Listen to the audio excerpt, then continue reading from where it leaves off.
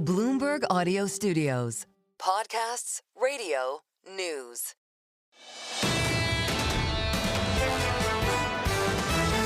This is the Bloomberg Surveillance Podcast. Catch us live weekdays at 7 a.m. Eastern on Apple CarPlay or Android Auto with the Bloomberg Business app. Listen on demand wherever you get your podcasts or watch us live on YouTube. A treat on this special edition of Bloomberg Surveillance, Ed Yardeni for an extended conversation. Ed, I read your note carefully yesterday, folks. I can't say enough about the value of subscribing to Yardeni's quick takes. You assessed the bond market. Should people that own shares be afraid of higher yields? I think they should be concerned, but all in all, I think bond yields have normalized. I think that's important to keep that in mind. They were abnormally low between the great financial crisis and the great virus crisis because the Fed was manipulating rates. It was rigging the bond market with the short-term rate, the federal funds rate, being down to zero, and then, of course, quantitative easing. Now the bond market has been sort of liberated, free to tell us what the supply and demand in the credit markets really is. And I think we're back to where we were before the great financial crisis when bond yields ranged between 4 and 5%. So I don't think we should freak out about that. I think we should actually welcome it because it's a sign that the economy is doing just quite well. You think, Paul, there's 4 people on the planet that agree with Dr. Yardeni? So, Ed, I mean, given that backdrop, I mean, how do you think this Federal Reserve is going to proceed for the remainder of 2025? Well, it's interesting. You know, the Fed just won't listen to me. I don't understand. I don't understand why, but back in August of last year, we were saying, my colleague Eric Wallerstein and I were saying that the economy is resilient, it's strong, it's demonstrated that it could withstand a tightening of monetary policy. And again, I think the Fed not only tightened the monetary policy when they took the Fed funds rate from 0 to 5.5% between 2022 and 2023, I think they also normalized interest rates. Both the federal funds rate and the bond yield are kind of back to normal. So in August, we thought there was no need for the Fed to act, but they didn't listen. So they did not just 25 basis points, they did 50 basis points on September 18th. And we argued that that would probably lead to higher bond yields.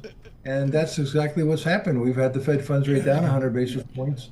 This is brilliant. Paul, I can't say enough about this. Overnight on LinkedIn, Paul Donovan of UBS, and he'll be with us, folks, in the coming days, like Dr. Yardeni, was collegially scathing about the Fed and the recent decisions. Exactly. So, Ed, I mean, how are you? Let me just answer your question. The bottom line is, I think they're definitely on pause. That's the message we're getting from the Fed, and I think it may be none and done, or maybe 1 or 2 and done. But I think the Fed doesn't have to lower interest rates anymore. As we just complete 2 years, 2023, 2024, of north of 20% returns in the S&P 500 index, Ed, how do you think about 2025 stocks, bonds, all that kind of stuff? How are you talking to your clients this year? Well, technical terms, roaring 2020s, baby. Yep. I mean, so far so good. Back in 2019, we suggested that the decade ahead, the 2020s, could be the roaring 2020s. We noticed that there was a shortage of labor, skilled labor especially, and that there was a tremendous plethora of technological innovations that were actually useful, that actually work, and are relatively inexpensive to implement, and that these technologies would lead to a productivity growth boom. We've had them before. This one seems to be much more sustainable and potentially much more significant. Ed Yardeni with us, folks. A special edition of Bloomberg Surveillance. We're with you till 9 o'clock, where Anne-Marie Horton and David Gura will join from Washington with the services at the National Cathedral for James Earl Carter. Thrilled that Anne-Marie Horton and David Gura will give us their perspective on that. We are thrilled as well to give you Ed Yardeni this morning. I can't say enough about in October of, I think it was 2 years ago, Ed Yardeni, and Ed, I'm going to give credit to the great technician Ralph Ancompor as well, said climb on board Equities. My friend, yeah. Yeah, you maintain your enthusiasm, Dr. Yardeni. I looked at the lineup of hedge fund performance, and everybody hedged last year. Very few Right. people were full Yardeni. Describe full Yardeni. Well, full Yardeni right now is stay invested. It's hard for me to tell people who've been in cash to jump in here because the market isn't cheap. But if you've been fully invested, particularly in technology, communication services, industrials, financials, which is the sectors we favored, we would actually stay with them. I know they're not cheap, but on the other hand, their earnings outlook is really quite good. For the current year, we have $285 a share for the S&P 500. That beats all the other strategists on the street, and that's consistent with the Roaring 2020s idea of a productivity-led economic boom. Ed, it seems like for 2025, given where the Fed is, i.e. probably a little bit, maybe a couple of cuts at most for 2025, it sounds like it's a year where earnings really have to push this market higher. Earnings have to come through. Do you have concerns about some of the earnings estimates out there for this market? Well, look, not only does the Fed not listen to me, but the market doesn't listen to me. I would love to have a nice, civilized, gradual bull market from here that's driven just by earnings and not valuations. Valuations are not cheap. The Buffett ratio is at an all-time record high. The forward PE is around 22.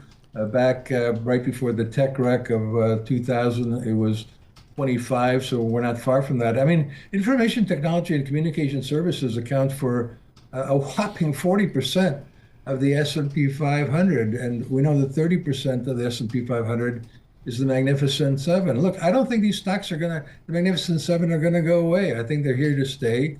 I think they're going to continue to account for high valuation multiple. I think they're going to continue to outperform, but I'm also counting on the S&P 493 to do well. So my year-end target is 7,000 on the S&P 500, which I think can be driven mostly up by earnings. Tell us about the linkage here of nominal GDP into revenue, which supports your earnings call, the margin call, the development of free cash flow. Do we have a buoyancy of 5% nominal GDP sustained? I think so. I think, again, consistent with the Roaring 2020s scenario, I think that productivity, which is currently quadrupled from 0.5% at an annual rate on a 5-year trailing basis, it was 0.5% back at the end of 2015, and now we're at 2%. So we've already seen a significant productivity growth boom, but 2% is kind of average for the historical average. So what we're counting on is productivity to do a bit better than that, maybe 3.5, even 4%, which to some people might sound delusional, but if you look at previous productivity growth booms, that's what we got to. And we think we're going to get to that handily by the end of the decade because of the technologies that are available out there. I think 3% growth is kind of what we're at right now, maybe a little less than that on a year-over-year basis. 3.5 to 4% real GDP is possible. Add 2% inflation, and you get 5 to 6% nominal GDP.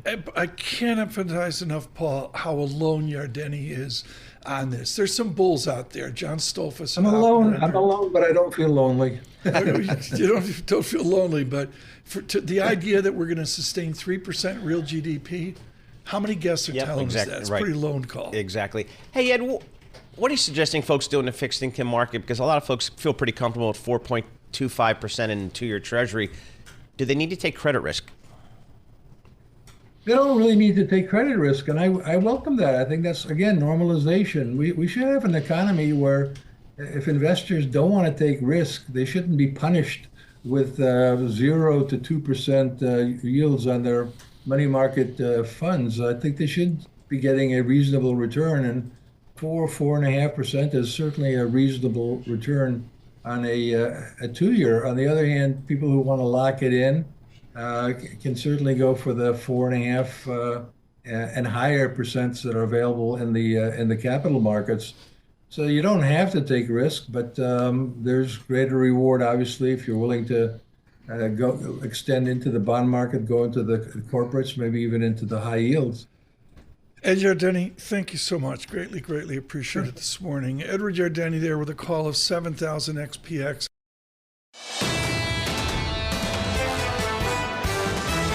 You're listening to the Bloomberg Surveillance Podcast. Catch us live weekday afternoons from 7 to 10 a.m. Eastern. Listen on Apple CarPlay and Android Auto with the Bloomberg Business app. Or watch us live on YouTube. This was the first name I asked for on James Earl Carter. If you come out of Oberlin, you get parchment from Oxford as a Rhodes Scholar. That's the first thing you do is sit in the mailroom in the bottom of the Pentagon and open mail. Richard Haass did this for Jimmy Carter in 1979. What was it like, Ambassador Haass, to be a young buck at the Department of Defense as Jimmy Carter turned Washington upside down? Like, on one hand, Tom, it was an unbelievable opportunity. I had just finished working on my doctorate, where I was writing about what was called East of Suez, what we would call the Persian Gulf and the like.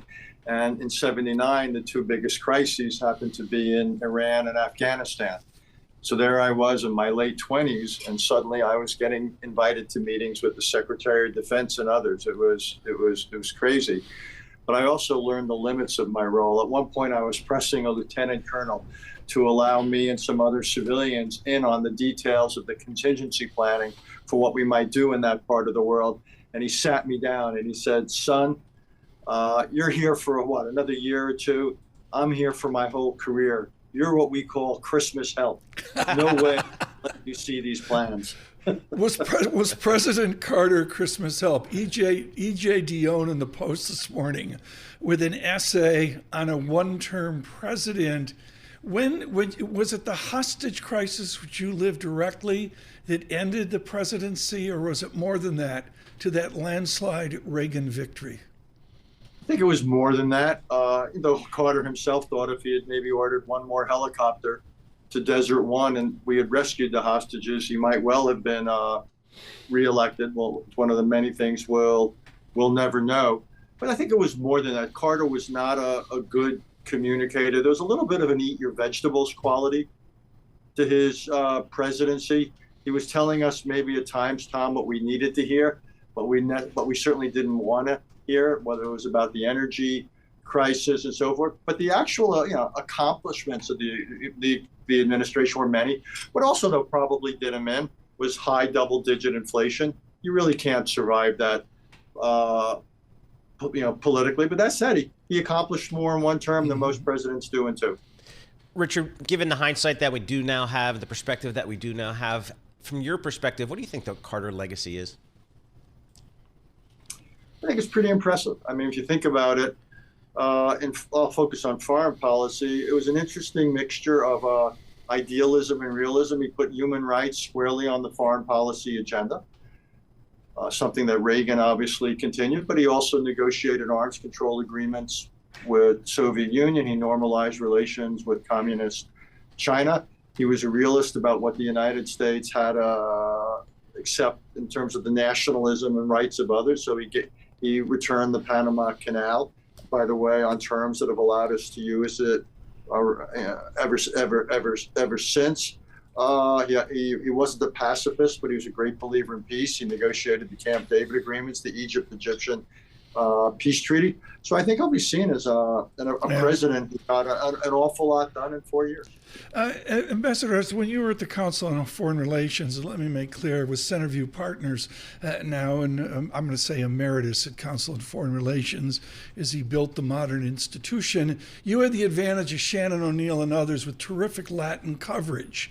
Does President Trump want to move us back to Hey Bruno Vanilla Treaty of 1903 with Panama? I mean, I get Greenland as a joke. Panama's not a joke after September 7th, 1977.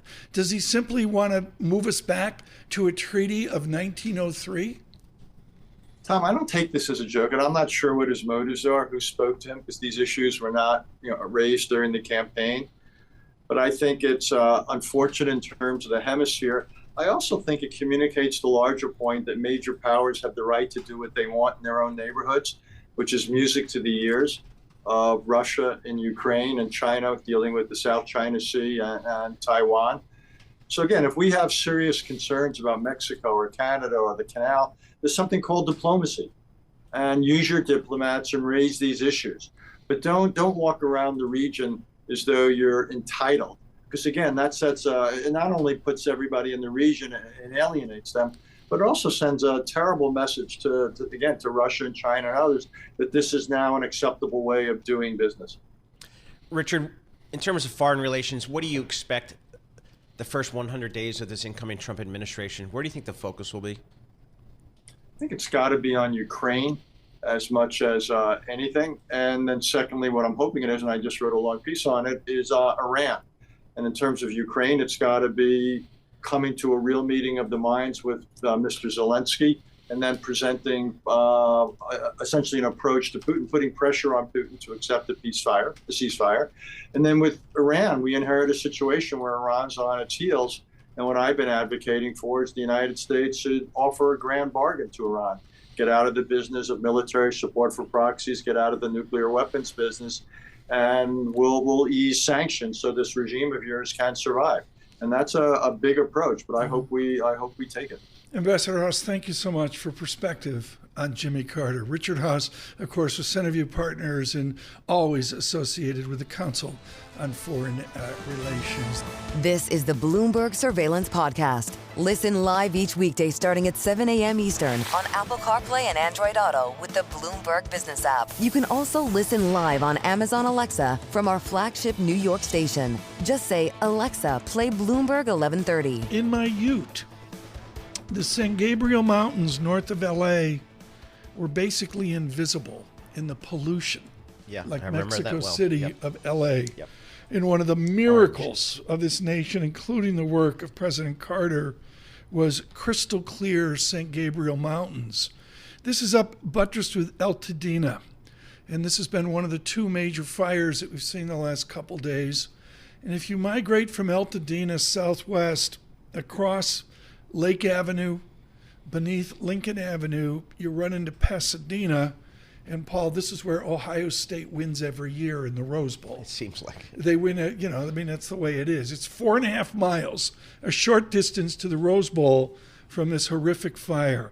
We would speak to James Glassman of JPMorgan, now retired in his glory, about this job economy. He is definitive with his work at Northwestern, but we must speak to him about what he's witnessed the last couple of days. Jim Glassman, where you are a distance from the Altadena fires, do you have smoke damage? Yeah, you don't want to look at the air quality index, which is normally good, is 30 to 50. It was 325 yesterday. They call it unhealthy. It's very thick. It reminds me, actually, what you were saying reminds me. I lived here when I was in first grade, long ago, and it looks just like I remember. You couldn't see them out. Yeah, absolutely. Couldn't see that. Jim Glassman, just one more question on this. Do you have a sense within the Glassman zeitgeist of Los Angeles that it's all clear this morning, or are people still steeled for more winds and fire?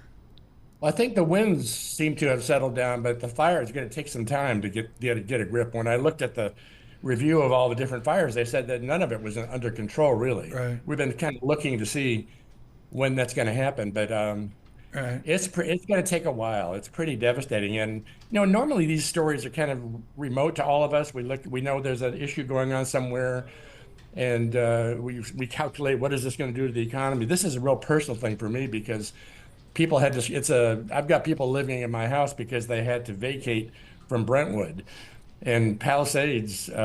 They know half the large community been disrupted. Right. No home, nothing to live in. Dr. It's going to take a little while. To turn to the economy, and with your brilliant work, particularly on teenage unemployment years ago, are we a fully employed America? I think we could be more fully employed. I think we were prior to the pandemic, and then we kind of got back there.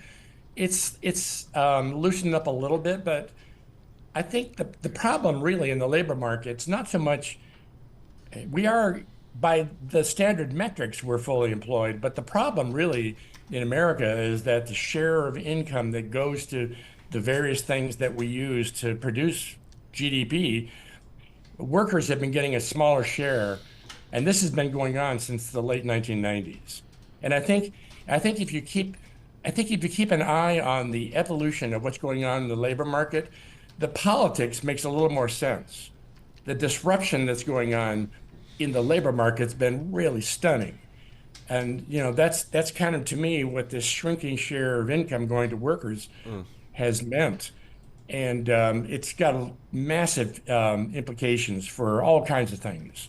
And by the way, we grew up in school. I grew up learning that, keep your eye on, are we fully employed or not? And that's going to tell you whether there's inflation danger. What we're learning in this millennium, the last 25 years, we're learning that story doesn't really make sense. A tight labor market is not really the danger for inflation. And I think the Fed people have been slowly abandoning that view, as you hear from Jay Powell. And that's kind of where I want to go, Jim, just kind of the concern about inflation here. Are we at a new normal here where maybe that 2% number that the Fed wants isn't really where we need to be?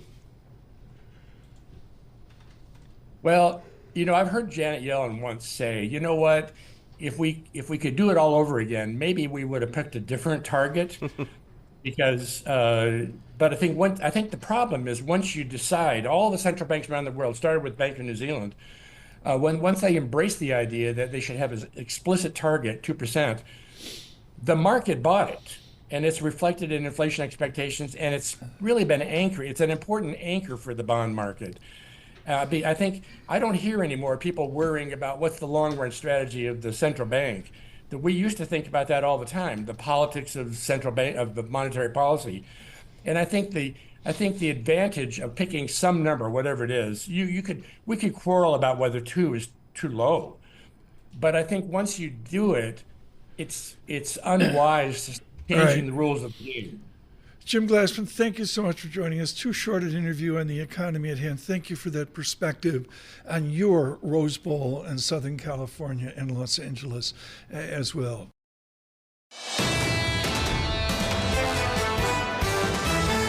This is the Bloomberg Surveillance Podcast. Listen live each weekday starting at 7 a.m. Eastern on Apple CarPlay and Android Auto with the Bloomberg Business app. You can also watch us live every weekday on YouTube and always on the Bloomberg Terminal. Your daily look at the front pages around the world, the Lisa Mateo Hour. Lisa, you start with something many Americans are living right now. Yeah, we've been talking about the wildfires. Now Airbnb, they're saying that they're going to be offering free temporary housing to those affected. Oh, that's good. So yeah, we've heard about it before. They do it through group 211 LA. It's a nonprofit in Los Angeles. But Airbnb.org, they've been providing these free temporary housing. They did it for the Spain floods back in October 2024, Southern California wildfire in September of last year, and also those affected by the hurricanes.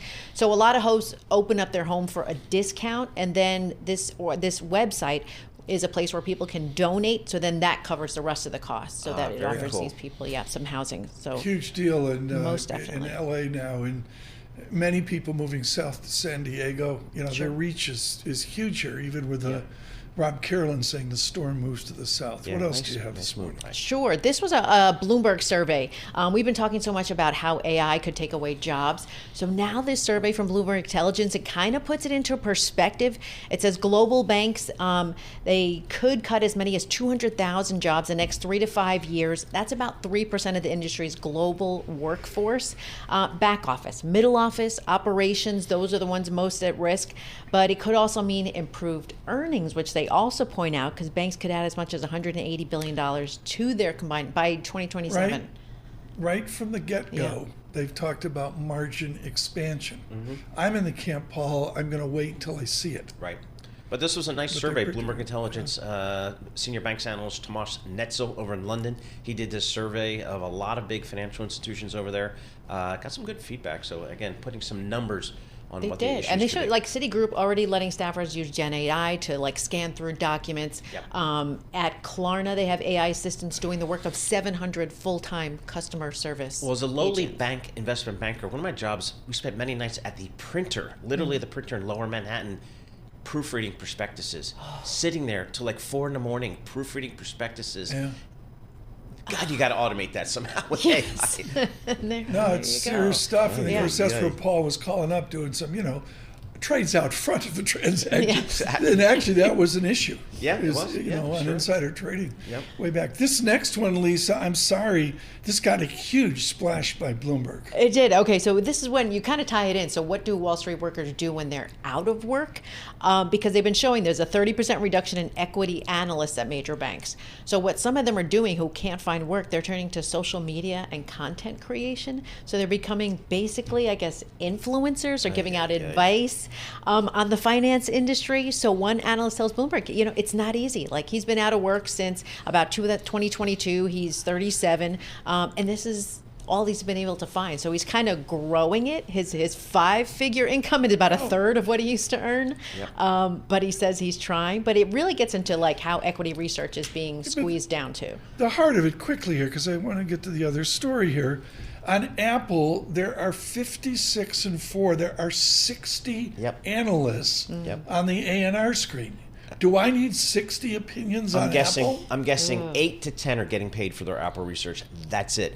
That's why we created Bloomberg Intelligence 15 years ago, because the street was downsizing its research commitment, and so Bloomberg decided, let's fill that void. Boom. Thanks to Craig Moffett for being with us. A Yes. sell on Apple Yep. yesterday. One more, Lisa. What do Sure. Have you ever been quickly? to Vail, Colorado? Oh, yeah, they love me there. They do? Okay. yes, Have you seen the homes? Because this Yes. is about, pricey homes. Wall Street Journal says a more than 15,000 square foot home could set a price record. It's going to go on the market for $78 million. 11 bedrooms, indoor pool, 2 heated outdoor pools, 2 hot tubs, 2 kitchens, 2 elevators, a movie theater, and a gym that looks fantastic. Paul, did they pay taxes to support the kids driving 3 hours Yeah. to flip steaks? Yeah, exactly. It's again, the real estate out there, like most resort areas in the world, it's pricing out their employees. So what Vail Resorts is doing is they have to build like dorms for their employees. So Unreal. anyway, it's crazy out there. Lisa, thank you so much. The subdued newspapers today here on this day of the funeral of James Earl Carter. This is the Bloomberg Surveillance Podcast, available on Apple, Spotify, and anywhere else you get your podcasts.